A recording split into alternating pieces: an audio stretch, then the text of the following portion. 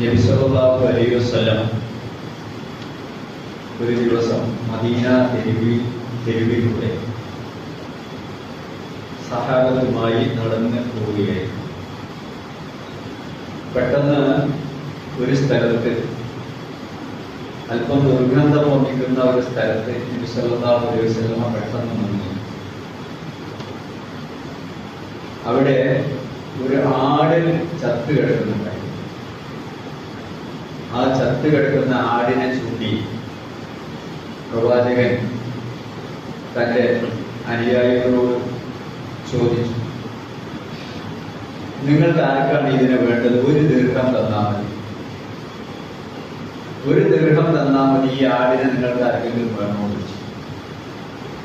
അവരൊന്ന് ചിരിച്ചു. എന്നിട്ട് പറഞ്ഞു, ഈ ചത്ത ആടിനെ ആർക്കാണ് വേണ്ടത് നബിയെ? ഒരു ദീർഘം അല്ല, വെറുതെ തന്നാലും ആരെങ്കിലും ഇതിന് വാങ്ങോ? നബി സല്ലല്ലാഹു അലൈഹി വസല്ലം പറഞ്ഞു, നിങ്ങൾ പറഞ്ഞത് ശരിയാ, അത് ആ ഒരു ഉത്തരത്തിന് വേണ്ടി തന്നെയാണ് നബി അത് ചോദിച്ചത് അവരോട്. അതിനാരും വാങ്ങൂല, ആർക്കും അത് വേണ്ട. ഉടനെ നബി അടുത്ത വർത്തമാനം പറഞ്ഞു. അത് പറയാൻ വേണ്ടിയിട്ടാണ് ഈ ചോദ്യങ്ങൾ ചോദിച്ചത്. എന്നാൽ നിങ്ങൾ മനസ്സിലാക്കുന്നുണ്ടോ, ഇഹലോകത്തിന്റെ വില ഈ ചത്ത ആടിന്റെ വിലയുടെ അത്രയില്ല. നമ്മള് വലിയ കാര്യമായിട്ട് എടുത്ത, എത്ര അധ്വാനിച്ചാലും നമുക്ക് മതിയാകാത്ത, എത്ര സമ്പാദിച്ചാലും മതിയാകാത്ത, എത്ര അനുഭവിച്ചാലും മതിയാകാത്ത ഈ ഹയാത്തു ദുനിയ, ഈ ഇഹലോക ജീവിതം, അതിന് ഇത്രയും വിലയില്ല എന്ന് നബി അവരോട് പറഞ്ഞു. ഇഹലോകത്തിന്റെ വില എത്രയാണ് എന്ന് ബോധ്യപ്പെടുത്താൻ വേണ്ടിയാണ് വളരെ ആഴത്തിൽ, ഹൃദയത്തിൽ തറക്കുന്ന ഒരു ഉദാഹരണം നബി പറഞ്ഞത്.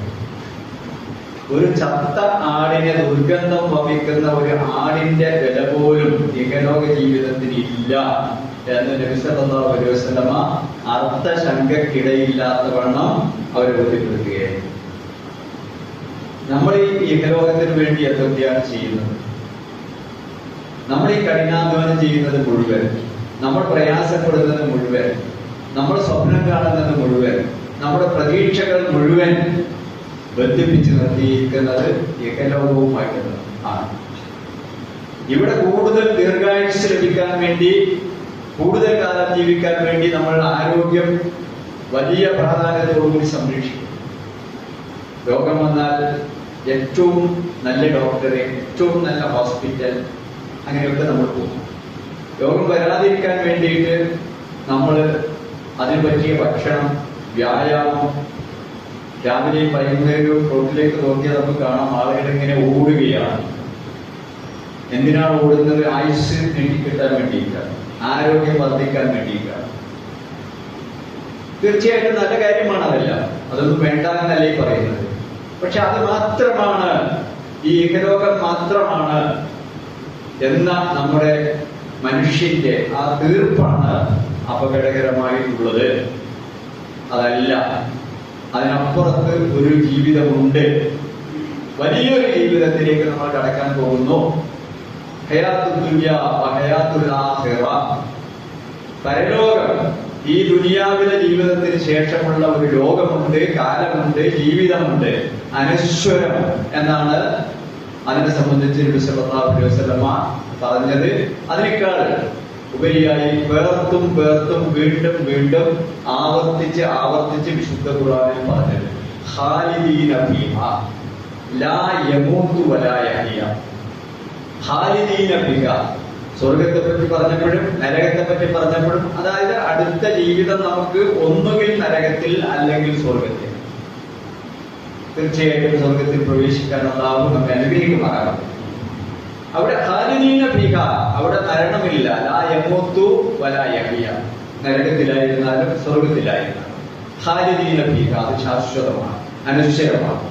ആ വലിയ കാലത്തോട് പരിമിതപ്പെടുത്താൻ സാധ്യമല്ലാത്ത, നിർണ്ണയിക്കാൻ സാധ്യമല്ലാത്ത അനന്തമായ ആ കാലത്തോട് താരതമ്യം ചെയ്യുമ്പോൾ ഈ ദുനിയാവിലെ ജീവിതം എന്ന് പറയുന്നത് വളരെ വളരെ ക്ഷണികമാണ്. ഒരു മരക്കൊമ്പിൽ ക്ഷണം മാടപ്പിറ ഉതിർക്കുന്ന മന്ത്രഗാനം മാത്രം അർത്ഥജീവിതം. മഹാകവി കുമാരന്റെ ഒരു കവിത ഇങ്ങനെയാണ് മലയാളത്തിൽ വിവർത്തനം ചെയ്യാൻ സാധിച്ചത്. ഒരു കിളി വന്ന് ഒരു മരത്തിലിരുന്ന് ഒരു പാട്ട് പാടി പറന്നു പോകുന്നത് പോലെയാണ് നമ്മൾ ഭൂമിയിലേക്ക് ജനിച്ച് കുറച്ചു കാലം ജീവിച്ച് മരിച്ചു പോകുന്നത്.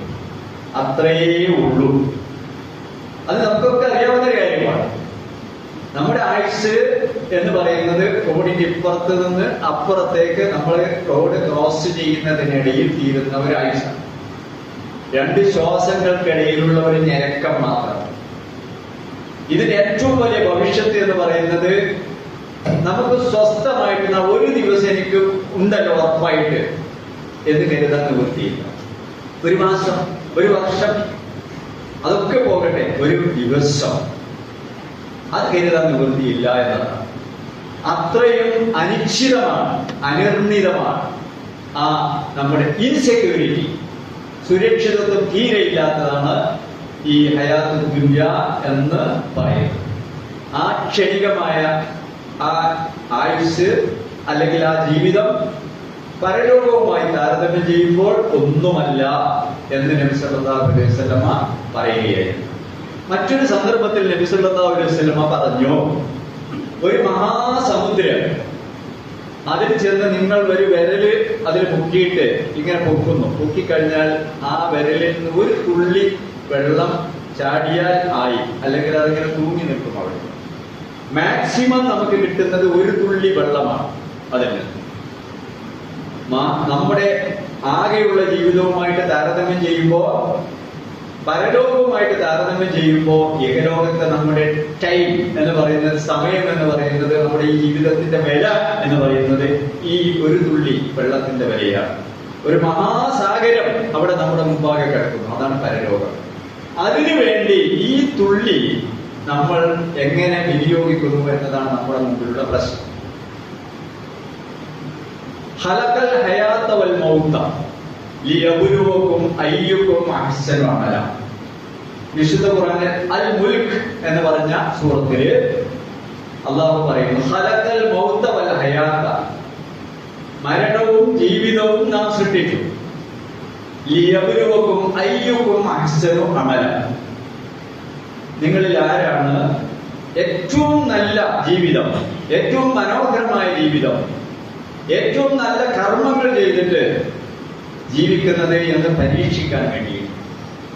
അതിനു വേണ്ടി മാത്രമാണ്. ടൈം അതിന് പ്രശ്നമല്ല. സമയം 1 മാസം കിട്ടിയാൽ 2 വർഷം കിട്ടി, 10 വർഷം കിട്ടി, 97 വർഷം, ചിലർ 100 കിടക്കുന്നുണ്ട്. സെയിം. അതൊക്കെ ഒന്നും വലിയ കാര്യമില്ല. 25 വർഷം കൊണ്ട് മരിച്ചുപോയ ആളുകളുണ്ട്, വലിയ വലിയ ആളുകൾ, പ്രവാചകന്മാരടക്കം 10-30 വയസ്സിലൊക്കെ മരിച്ചുപോയവരുണ്ട്. സ്വാഭാവിക മരണവും കൊല്ലപ്പെട്ടവരും രോഗം വന്ന് മരിച്ചവരും വാർദ്ധക്യം പ്രാപിച്ച് മരിച്ചുപോയവരും ഒക്കെ ഉണ്ട്. മാക്സിമം 1 നൂറ്റാണ്ട്, അതിലപ്പുറം അപൂർവ ചിലർ കടന്നിട്ടില്ലായി. പക്ഷേ സമയം പരീക്ഷണത്തിന് ഇത് മതി എന്നതാണ്. പരീക്ഷണം പൂർത്തിയായി കഴിഞ്ഞാൽ അള്ളാഹു തിരിച്ചു വിളിക്കും, നമ്മൾ പോകുന്നു എന്ന് മാത്രമേ ഉള്ളൂ. മരണത്തെ പറ്റി അതാണ് നമ്മൾ മനസ്സിലാക്കേണ്ടത്.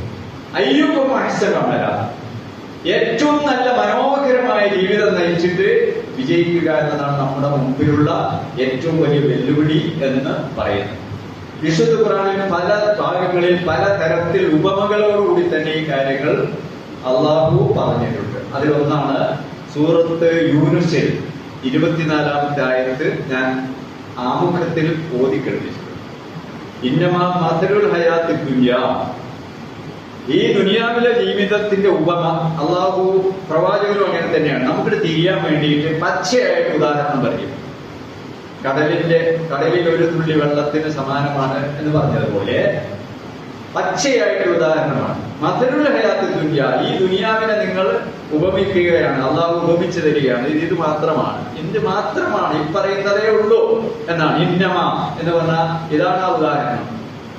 കമാഇൻ അൻസൽനാഹു മിനസ് സമായി, അള്ളാഹു മഴ വർഷിപ്പിക്കുന്നു. മഴ വർഷിച്ചു കഴിഞ്ഞാൽ, വേനൽക്കാലത്ത് മഴ വർഷിച്ചു കഴിഞ്ഞാൽ ഭൂമിയിൽ നിന്ന് മുള പൊട്ടും. മുള പൊട്ടി അത് വളരും. വളർന്നിട്ട് കുറച്ച് കഴിയുമ്പോൾ അത് പുഷ്പിക്കും, കായ്ക്കും, സുഗന്ധം പരത്തും. അത് മനോഹരമായിട്ടുള്ളൊരു കാഴ്ചയായിട്ട് മാറും. അതൊക്കെ അള്ളാഹു കൂടെ നന്നായിട്ട് വർണ്ണിച്ചിട്ടുണ്ട്. ഇതാ അസദത്തിൽ അറുപ് സുഹുറുഫഹ, ഭൂമി അതിന്റെ എല്ലാ തരത്തിലുള്ള അലങ്കാരങ്ങളും പുറത്തെടുത്ത് നിൽക്കുമ്പോ, വസ്സയ്യനത്ത്, അത് അലങ്കരിച്ച് അതിങ്ങനെ ഒരു മണവാട്ടിയെ പോലെ നിൽക്കുന്ന ഒരു സന്ദർഭത്തിൽ, ഒരു കർഷകനെ സംബന്ധിച്ചിടത്തോളം വയലേലയിൽ ചെന്നിട്ട് കതിരണിഞ്ഞു നിൽക്കുന്ന ഗോതമ്പ് വയല്, കതിരണിഞ്ഞു നിൽക്കുന്ന ഒരു നെൽവയൽ കാണുമ്പോ, അല്ലെങ്കിൽ വാഴത്തോട്ടത്തിൽ വാഴ കൊലച്ചിങ്ങനെ നിൽക്കുന്നത് കാണുമ്പോൾ, ഈന്തപ്പനത്തോട്ടത്തിൽ ഈന്തപ്പന കൊലച്ചു നിൽക്കുന്നത് കാണുമ്പോ, ഒരു കവുങ്ങിൻ തോപ്പിൽ, തെങ്ങിൻ തോപ്പിലൊക്കെ അതിന്റെ കൊരല് നിറയെ തേങ്ങയും കടക്കയും ഒക്കെ ആയിട്ട് നിൽക്കുന്നത് കാണുമ്പോ, അതാണ് ആ അവസ്ഥയാണ്. അതിനോടൊപ്പം വിചാരിക്കും, ഇത് പെന്റേതായി തീർന്നു, ഇത് എനിക്ക് വഴിപ്പെട്ടിരിക്കുന്നു, എനിക്ക് എപ്പോ വേണമെങ്കിലും കൊയ്യാം, ഇടാം, ഉപയോഗിക്കാം, ഞാൻ അതിന്റെ ഉടമയായിട്ട് നിൽക്കുകയാണ് എന്ന ഭാവത്തിൽ അയാൾ കഴിയുമ്പോ, നമ്മുടെ കൽപ്പന വരുന്നു, അള്ളാഹുവിന്റെ കൽപ്പന വരുന്നു. ലൈലൻ, രാത്രി വരാം, ഔനഹാരൻ, പകൽ വരാം, എപ്പോഴും വരാം.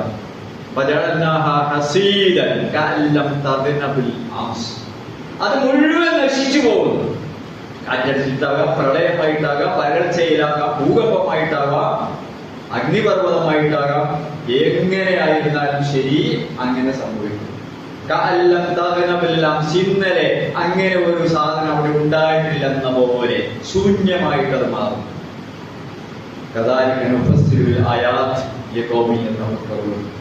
ബുദ്ധിയുള്ളവർക്ക്, ചിന്തിക്കുന്നവർക്ക് നാം ഈ ദൃഷ്ടാന്തങ്ങളൊക്കെ പറഞ്ഞു കൊടുക്കുകയാണ്, അവർക്ക് ഉപകാരപ്പെടാൻ വേണ്ടിയെന്നാണ്. ഇത്രയേ ഇഹലോകത്തെ ജീവിതമുള്ളൂ എന്നാണ്. ഇഹലോകത്തെ ജീവിതത്തിന്റെ വില ഇതാണ്. മനുഷ്യൻ നല്ല ആരോഗ്യമുള്ള ആളുകള് ക്ഷണനേരം കൊണ്ട് അപ്രത്യക്ഷമാകുന്നത് നമ്മൾ കാണും. നേരത്തെ പറഞ്ഞ തരത്തിൽ തോട്ടങ്ങൾ നശിച്ചു പോകുന്നത്, പ്രളയം ഭൂമിയെ എടുത്തുകൊണ്ടു പോകുന്നത്, ഗ്രാമങ്ങൾ എടുത്തുകൊണ്ടു പോകുന്നത് നമ്മൾ കാണും. അത്രയേ ഉള്ളൂ ഇഹലോകത്തെ ജീവിതം എന്ന് പറയും. അത്ര വിലയെ അതിന് കൽപ്പിക്കേണ്ടതുള്ളൂ എന്നാണ് നബി സല്ലല്ലാഹു അലൈഹി വസല്ലം പറഞ്ഞു. ഈ ദുനിയാവിൽ മനുഷ്യൻ ഏറ്റവും കൂടുതൽ ആർത്തി കാണിക്കുക സമ്പത്തിനോടായിരിക്കും. അവന്റെ ആയുസ്സിന് വേണ്ടിയും ആയിരിക്കും, സമ്പത്തിന് വേണ്ടിയും ആയുസ്സിന് വേണ്ടിയും. ഒരുപാട് അലങ്കാരങ്ങൾ അല്ലാഹു മനുഷ്യൻ ഇവിടെ പണിത് തന്നിട്ടുണ്ട്. അതിൽപ്പെട്ടതാണ് സമ്പത്ത്. അൽമാലു വൽ ബനൂന, സമ്പത്ത്, സന്താനങ്ങൾ. ഇതൊക്കെ ഉണ്ട്, ഇതൊക്കെ ഉപയോഗിക്കാം. മിതമായ തോതിൽ ഇതിലൊക്കെ നമുക്ക് ആസ്വദിക്കുകയും അനുഭവിക്കുകയും ഒക്കെ ചെയ്യാം. പക്ഷെ അതിന് വിട്ടുപോയാൽ അപകടമാണ് എന്ന് ഖുർആനിൽ, അതുപോലെ ഹദീസിൽ പ്രവാചകനും പിന്നെ അള്ളാഹുവും ആവർത്തിച്ച് കാര്യം നമ്മളെ ബോധ്യപ്പെടുത്തിയിട്ടുള്ളതാണ്.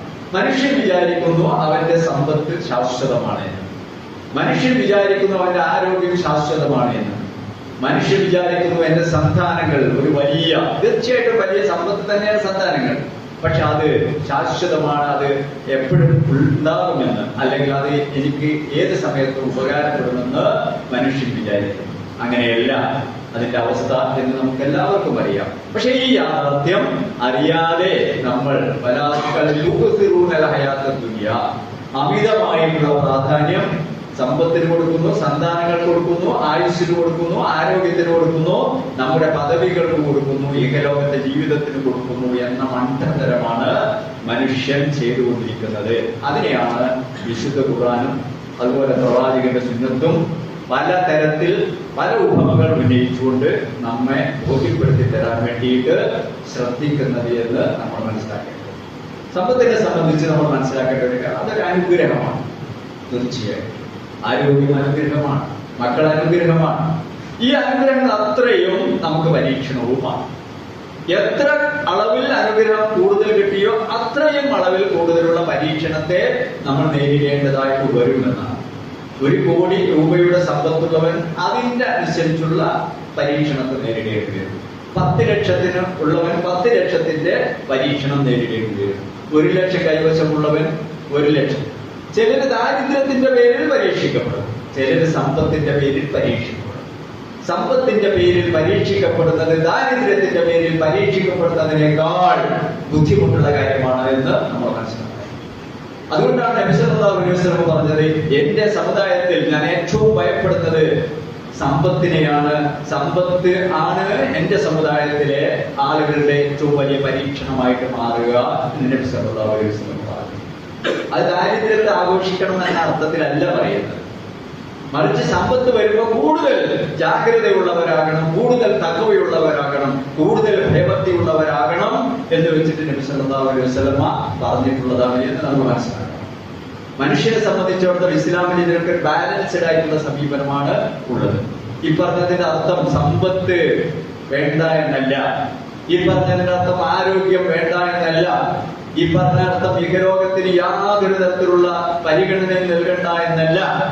മറിച്ച് ഒരു ബാലൻസ്ഡ് ഉമ്മത്തുൻ വസത്ത്, നമ്മളൊരു മധ്യമ സമൂഹമായിരിക്കണം എന്നാണ് പറഞ്ഞതിന്റെ ചുരുക്കം. മാത്രമല്ല അനുഗ്രഹം കൂടുതൽ കിട്ടിയ ആളുകൾ ആ അനുഗ്രഹത്തെ സംബന്ധിച്ച് ആലോചിച്ച് കൂടുതൽ ബേജാറുള്ളവരായിട്ട്, കൂടുതൽ തഖ്വയുള്ളവരായിട്ട് മാറണം എന്നാണ് ആ പറഞ്ഞതിന്റെ അർത്ഥം. മറിച്ച് ജീവിതത്തിൽ നിന്ന് ഒളിച്ചോടുന്ന കുറെ ആളുകളുണ്ട്. ഒന്നും വേണ്ട, അവർ അധ്വാനിക്കൂല, ആലസന്മാരും മടിയന്മാരും ആയി മാറി പള്ളികളിലൊക്കെ ചടഞ്ഞിരുന്ന് പ്രാർത്ഥനയിൽ മുഴുകി അങ്ങനെ ജീവിക്കും. ചിലർ വിവാഹം പോലും കഴിക്കുകയില്ല. അങ്ങനെ ഒരു ഇസ്ലാമിനെ, ജീവിതത്തിൽ നിന്ന് ഒളിച്ചോടുന്ന ഒരു ഇസ്ലാമിനെ അള്ളാഹുവോ പ്രവാചകനോ പഠിപ്പിച്ചിട്ടില്ല എന്ന് നമ്മൾ മനസ്സിലാക്കി. ഇസ്ലാം ഒരു ബാലൻസ്ഡ് ആയിട്ടുള്ള ഒരു സന്തുലിതമായിട്ടുള്ള ദീനാണ്.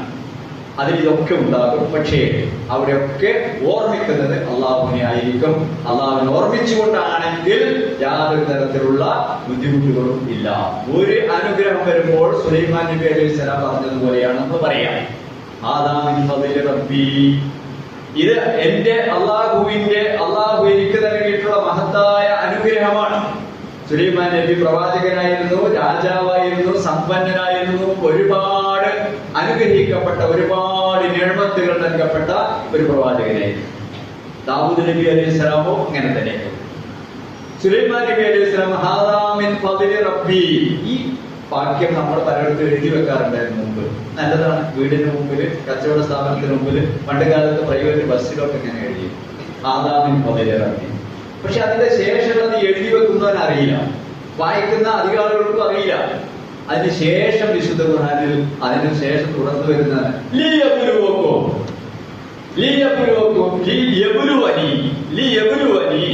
എന്നെ പരീക്ഷിക്കാൻ വേണ്ടി.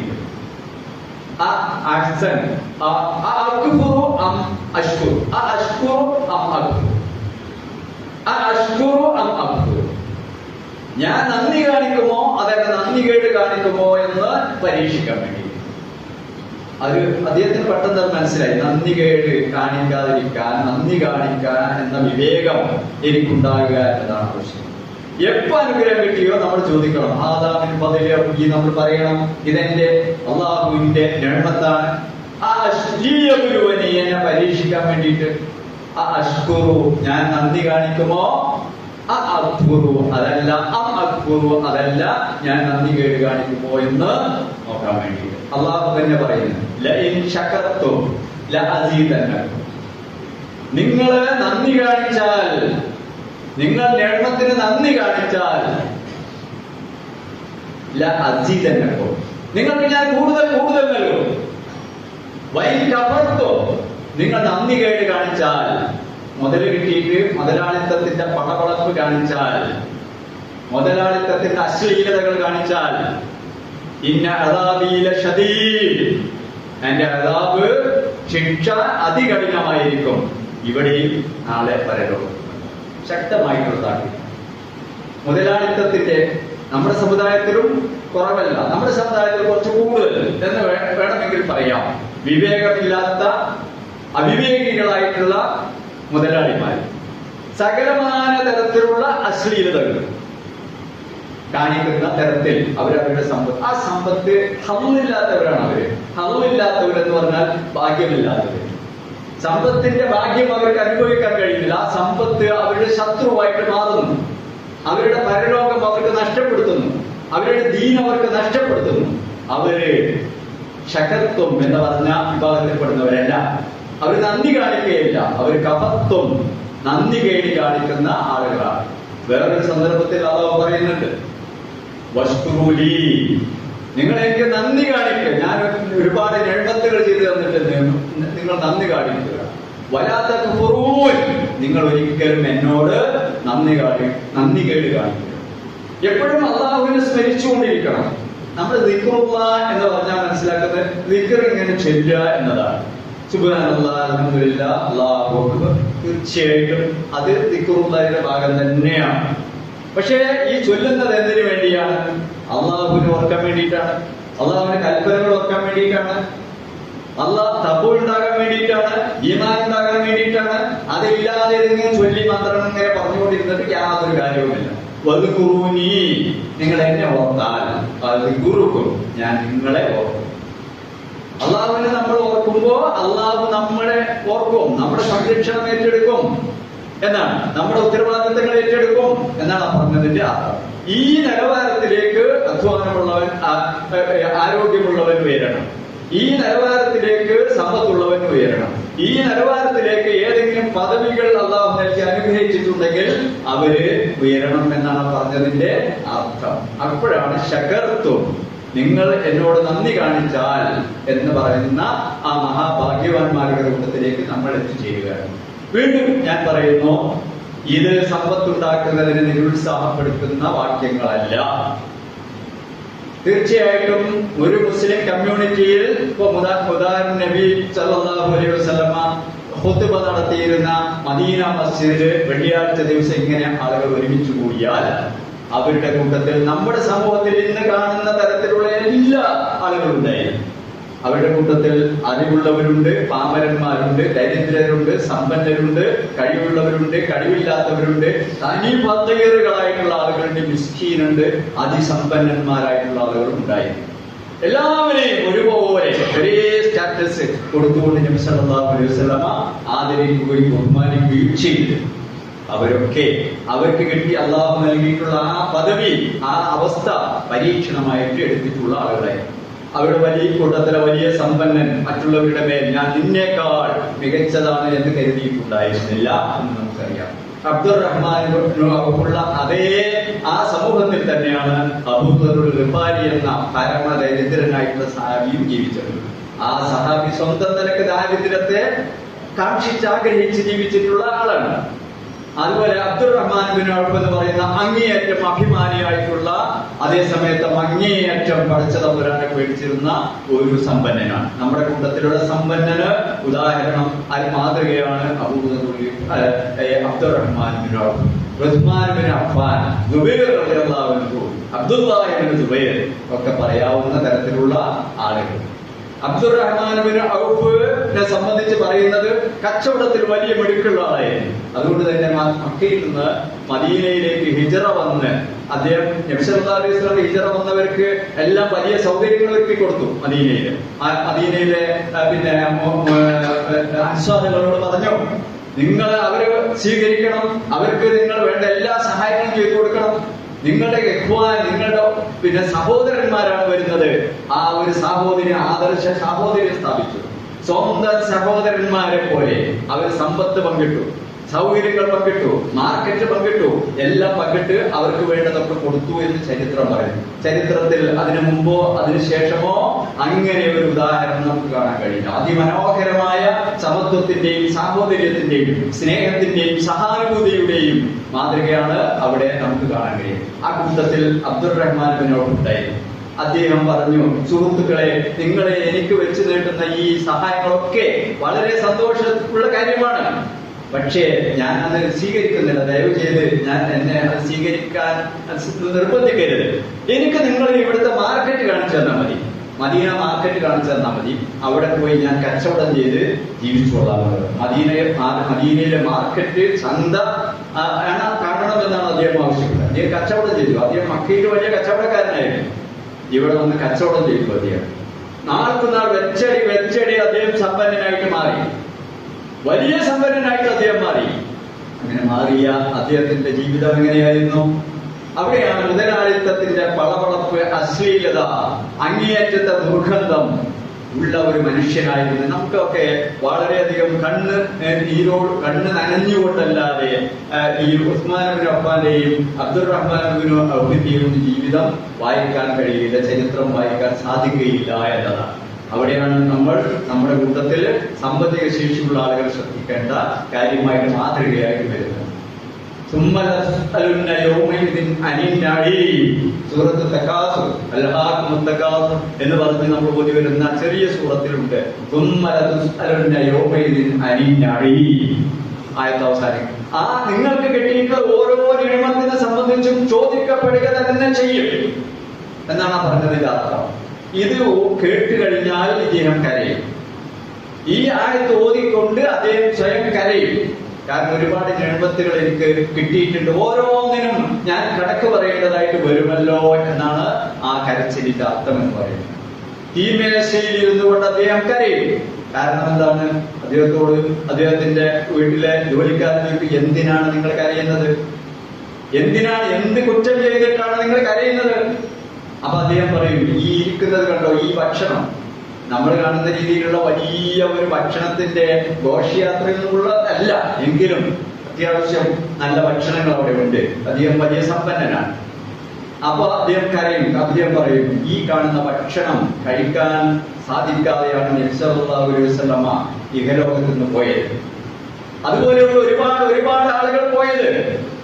അവർക്കൊന്നും കഴിക്കാൻ സാധിക്കാതിരുന്ന നിഅമത്ത് എനിക്ക് അല്ലാഹു നൽകി. അപ്പോ ആ ഭക്ഷണം കഴിക്കുമ്പോൾ പോലും അദ്ദേഹം അത് ഓർക്കുന്നു എന്നാണ്. അങ്ങനെ അദ്ദേഹത്തിന്റെ സമ്പത്ത് മദീനയിലുള്ള ആളുകൾക്ക് മുഴുവൻ പ്രയോജനപ്പെട്ടിരുന്നു. ഉസ്മാൻ ബിൻ അഫ്ഫാന്റെ സമ്പത്ത് പ്രയോജനപ്പെട്ടിരുന്നു. മുസ്ലിംകളുടെ കൂട്ടത്തിൽ എല്ലാ സമ്പന്നരുടെയും സമ്പത്ത് എല്ലാവർക്കും പ്രയോജനപ്പെട്ടിരുന്നു എന്ന് നമുക്ക് മനസ്സിലാക്കാൻ കഴിയും. ഇതാണ് ഒരു സമ്പന്നൻ കാണിക്കേണ്ട വിവേകം എന്ന് പറയുന്നത്. അതിന് പകരം ഞാൻ നേരത്തെ പറഞ്ഞതുപോലെ അള്ളാഹുവിന്റെ കൽപ്പനകളെ പുച്ഛിച്ച് തള്ളുന്ന തരത്തിൽ കാണിക്കുകയും, മറ്റ് തരങ്ങളിലൊക്കെ ഉണ്ടാകും, എല്ലായിടത്തും ഉണ്ടാകും, പക്ഷെ ഉണ്ടാകാൻ പാടില്ലാത്ത സ്ഥലത്തും ഉണ്ടാകും എന്നതാണ് അവരുടെ പ്രശ്നം എന്ന് പറയുന്നത്. ഹല്ല് വാക്യം ഇല്ലാത്തവരായിട്ട് മാറുകയാണ് അത്തരത്തിലുള്ള ആളുകൾ ചെയ്യും. നമ്മൾ വളരെയധികം ശ്രദ്ധിക്കേണ്ട കാര്യം. ഇപ്പോ നമ്മൾ വിചാരിക്കും കുറെ സമ്പന്നരുടെ കാര്യമാണ് പറഞ്ഞത്, എനിക്ക് അത്രയൊന്നും സമ്പത്തില്ല, തീരെയില്ല. പക്ഷെ തീരെയില്ല എങ്കിൽ ആ തീരെയില്ലാത്തതിലാണ് നമ്മുടെ പരീക്ഷണം. ദാരിദ്ര്യത്തിൽ കഷ്ടപ്പാടുമാണ് നമ്മളെങ്കിൽ ആ ദാരിദ്ര്യ കഷ്ടപ്പാട് തന്നെയാണ് നമ്മുടെ പരീക്ഷണം. അതിനെ ദീനീപരമായിട്ട് ഇസ്ലാമികമായിട്ട് എങ്ങനെ അതിജീവിക്കണം എന്നതാണ് നമ്മൾ ശ്രദ്ധിക്കേണ്ട പ്രധാനപ്പെട്ട കാര്യം എന്ന് പറയുന്നത്. നമുക്ക് എന്ത് കഴിവ് അല്ലാഹു നൽകിയിട്ടുണ്ടോ അതാണ് നമ്മെ സംബന്ധിച്ചിടത്തോളം നമ്മുടെ ദീൻ എന്ന് പറയുന്നത്. അവിടെയാണ് നമുക്കൊരു പദവി നൽകി, ഒരു അധികാരം നൽകി. ആ അധികാരം, പദവി, ഒരു ജോലി, അല്ലെങ്കിൽ സർക്കാർ ജോലിയോ അല്ലെങ്കിൽ ഏത് ജോലിയോ ആകട്ടെ, ഉത്തരവാദിത്തം ഏൽപ്പിച്ചു. അവിടെയാണ് നമ്മുടെ ദീൻ നമുക്ക് പിന്നെന്താണ് നമ്മളെ പരീക്ഷിക്കുന്നത്. അപ്പൊ ഉള്ളവരും ഇല്ലാത്തവരും ഒക്കെ ഈ വിഷയത്തിൽ ഒരുപോലെയാണ് എന്ന് നമ്മൾ മനസ്സിലാക്കേണ്ടത്. സമ്പത്ത് അതിൽ പ്രധാനപ്പെട്ട ഒരു സംഗതിയാണ്. സമ്പത്തിന്റെ കസ്റ്റോഡിയൻ മാത്രമാണ് നമ്മൾ എന്ന് നമ്മൾ മനസ്സിലാക്കണം. സമ്പത്തിന്റെ കസ്റ്റോഡിയൻ എന്ന് പറഞ്ഞാൽ സൂക്ഷിപ്പുകാരൻ മാത്രമാണ്. അത് നമ്മുടേതല്ല എന്ന് നമ്മൾ മനസ്സിലാക്കണം. അള്ളാഹു നമുക്ക് നൽകിയിട്ടുള്ള ഒരു അമാനത്ത് ആണ് അത് എന്ന് നമ്മൾ മനസ്സിലാക്കണം. അങ്ങനെ ആരാന്റെ പൈസ നമ്മളടുത്ത് സൂക്ഷിക്കാൻ ഏൽപ്പിച്ചാൽ ആ പൈസ എങ്ങനെ ചെലവഴിക്കുമോ അതുപോലെ അള്ളാഹുവിന്റെ പൈസ ഏൽപ്പിച്ചത് അള്ളാഹു പറഞ്ഞ തരത്തിൽ ചെലവഴിക്കാൻ നമ്മൾ ബാധ്യസ്ഥരാണ് എന്ന് നമ്മൾ മനസ്സിലാക്കണം. അതുമായിട്ട് ഒരുപാട് ഹദീസുകളും അതുപോലെ ഒരുപാട് ചരിത്രങ്ങളും മനോഹരമായിട്ടുള്ള ചരിത്രങ്ങളും നമ്മുടെ മുമ്പിലുണ്ട് എന്ന് നമ്മുടെ പണം എന്ന് പറയുന്നത് എന്താണ് എന്ന് ദീൻ പഠിപ്പിച്ചിട്ടുണ്ട്. അത് എല്ലാവരും മനസ്സിലാക്കേണ്ട കാര്യമാണ്. പൈസ ചെലവാക്കാത്ത ആരും നമ്മുടെ കൂട്ടത്തിലില്ല. പൈസ ചെലവാക്കുന്നു. നമ്മൾ ചെലവാക്കുന്ന പൈസയിൽ നമ്മുടേത് എന്താണ് എന്നത് അള്ളാഹു റസൂൽ പഠിപ്പിച്ചിട്ടുണ്ട്. അത് അള്ളാഹുവിന്റെ മാർഗത്തിൽ ചെലവഴിക്കുക. ഒരു ദിവസം നബി സല്ലല്ലാഹു അലൈഹി വസല്ലം സഹാബത്തിനോട് ഇങ്ങനെ ഇരിക്കുന്ന സമയത്ത് ചോദിച്ചു, നിങ്ങൾക്കൊക്കെ എത്രയാണ് പൈസ ഉള്ളത്, നിങ്ങളുടെ അടുത്തൊക്കെ എത്രയാണ് മുതലുള്ളത്, എന്താണ് നിങ്ങളുടെ സമ്പാദ്യം എന്ന് ചോദിച്ചു. അപ്പൊ അവർക്ക് ഈ ചോദ്യം നേരത്തെ ആടിന്റെ കാര്യം ചോദിച്ച മാതിരി തന്നെ ഈ ചോദ്യം ചോദിച്ചാൽ എന്തോ ഒരു ഉദ്ദേശമുണ്ട് ലഭിക്കുന്ന അവർക്ക് അറിയാം. അപ്പൊ പെട്ടെന്ന് മറുപടി പറയാൻ പറ്റില്ലെങ്കിൽ അവര് പറയും പിന്നെ എന്താണ് അള്ളാഹുവിന്റെ റസൂലിനാണ് കൂടുതൽ അറിയാന്ന് പറയും. കുറെ ആളുകൾ അവരുടെ കയ്യിലുള്ള ദർഹം, അവരുടെ കയ്യിലെ ഭൂമി, തോട്ടം, ഇതൊക്കെയാണ് ചിന്തിക്കുന്നത്. അപ്പോ ഇതാണല്ലോ റസൂൽ ചോദിക്കുന്നത്. തീർച്ചയായിട്ടും അത് അവരുടേതല്ല എന്നാണ് റസൂൽ പഠിപ്പിച്ചത്. നിങ്ങളെ കയ്യിൽ പൈസ ഉണ്ട്, എന്റെ കയ്യിൽ 5000 ദീനാറുണ്ട്, നിന്റെതല്ല. എന്റെ കയ്യിൽ 2 ഏക്കർ ഭൂമിയുണ്ട്, നിന്റെതല്ല. എന്റെ കയ്യിൽ 100 ഏക്കർ തോട്ടമുണ്ട്, നിന്റെതല്ല എന്ന് നബി സല്ലല്ലാഹു അലൈഹി വസല്ലം അവരെ പഠിപ്പിച്ചു. അതിനുശേഷം പറഞ്ഞു, അള്ളാഹുവിന്റെ മാർഗത്തിൽ നിങ്ങൾ അള്ളാഹുവിന്റെ മാർഗത്തിൽ ഇഖ്ലാസോടുകൂടി എന്ത് ചെലവഴിച്ചോ അത് മാത്രമാണ് നിങ്ങളുടെ പൈസ, അത് മാത്രമാണ് പരലോകത്തിൽ നിങ്ങൾക്കുണ്ടാവുക. ബാക്കിയുള്ളതൊക്കെ ഇവിടെ വെച്ചു പോവുകയാണ്. ഒരു പൈസ മരണം സംഭവിച്ചു കഴിഞ്ഞാൽ നിങ്ങളൊന്നും അതിന്റെ ഉടമയല്ല. പക്ഷെ നിങ്ങൾ ഉടമയാണ്. അതിൽ നിന്ന് എന്ത് നിങ്ങൾ അള്ളാഹുവിന്റെ മാർഗത്തിൽ നേരത്തെ ചെലവഴിച്ചിട്ടുണ്ടോ, ഒരു ബാങ്കിൽ ഡെപ്പോസിറ്റ് ചെയ്തതുപോലെ അത് പരലോകത്തിൽ ഡെപ്പോസിറ്റ് ആയിട്ട് നിൽക്കും. അതാണ് നിങ്ങളുടേത്. വളരെ മനോഹരമായ ഒരു അനുഭവം നബിയുടെ വീട്ടിലുണ്ടായി. നബി സല്ലല്ലാഹു അലൈഹി വസല്ലം ഒരു ആടിനെ കറന്നിട്ട് കൊടുക്കാൻ വേണ്ടിയിട്ട് ഏൽപ്പിച്ചു പോയി. ആയിഷ റളിയല്ലാഹു അൻഹയെ അവരും പിന്നെ സഹായികളൊക്കെ കൂടിയിട്ട് ആടിനെ അറുത്തിട്ട് കൊടുത്ത് നബിങ്ങൾക്ക് വരികയാണ്. നബി വീട്ടിലേക്ക് തിരിച്ചു വന്നപ്പോഴേക്കും ഇതൊക്കെ തീർന്നു പോയി. നബി ചോദിച്ചു, ഒന്നും ബാക്കിയില്ലേ എന്ന് ചോദിച്ചു. ഒന്നും ബാക്കിയില്ലേ എന്ന് ചോദിച്ചു. എവിടെ സാധനങ്ങളൊക്കെ എന്ന് ചോദിച്ചു. അപ്പൊ അവർ പറഞ്ഞു, ആയിഷ റളിയല്ലാഹു നബിയെ കൊടുത്ത് ഒക്കെ തീർന്നു, ഒരു തോളല് മാത്രമേ ബാക്കിയുള്ളൂ. തോളല് മാത്രമേ ഇനിയുള്ളൂ, ബാക്കിയൊക്കെ കൊടുത്തു, എല്ലാ അയൽവാസികൾക്കും മറ്റൊക്കെ കൊടുത്തു. അപ്പോ നബി സല്ലല്ലാഹു അലൈഹി വസല്ലം പറഞ്ഞു, തോളല്ലല്ലാത്തത് മുഴുവൻ ബാക്കിയായി, തോളല്ലല്ലാത്തതെല്ലാം നിങ്ങൾ സ്വന്തമാക്കി. നിങ്ങൾ ഈ തോളലിൽ ഉപയോഗിക്കുന്നത് ഇല്ല, നിങ്ങൾക്കുള്ളത് കൊടുത്തതാണ്. അത് മുഴുവൻ പരലോകത്ത് നിങ്ങൾക്ക് വിഭവങ്ങളായിട്ട് നിങ്ങളുടെ രേഖയിൽ വരും എന്ന് നബി സല്ലല്ലാഹു അലൈഹി വസല്ലം. എത്ര മനോഹരമായ അധ്യാപനമാണ്. എന്താണോ കൊടുത്തത് അതാണ് നിങ്ങളുടേത്, എന്താണോ നിങ്ങൾ സൂക്ഷിക്കുന്നത് നിങ്ങളുടേതല്ല എന്നാണ് ആ പറഞ്ഞതിന്റെ ചുരുക്കം. മനോഹരമാണ് ഇസ്ലാമിന്റെ അധ്യാപനം. ഒരുപാട് കാര്യങ്ങൾ ഉണ്ട്, നമുക്ക് മറ്റു സന്ദർഭങ്ങളിലൊക്കെ ഇതൊക്കെ പലതും നമ്മൾ കേട്ടിട്ടുള്ളതുമായിരിക്കും. പക്ഷേ നമുക്ക് കൂടി ബാധകമാണ് ഈ പറയുന്നത്. ഒരിക്കലും നമ്മളൊരു കാര്യം കേൾക്കുമ്പോൾ പാസ് ചെയ്യരുത്. അത് എന്നെ പറ്റിയല്ല എന്ന് ധരിക്കരുത്. അതിൽ എത്രമാത്രം എന്നെ പറ്റിയുണ്ട് എന്ന് ചിന്തിക്കാനാണ് ശ്രമിക്കേണ്ടത്. അങ്ങനെയുള്ള ഭാഗ്യവാന്മാരുടെ കൂട്ടത്തിൽ സർവശക്തനായ അല്ലാഹു നമ്മെ എല്ലാവരെയും ഉൾപ്പെടുത്തി അനുഗ്രഹിക്കുമാറാണ്.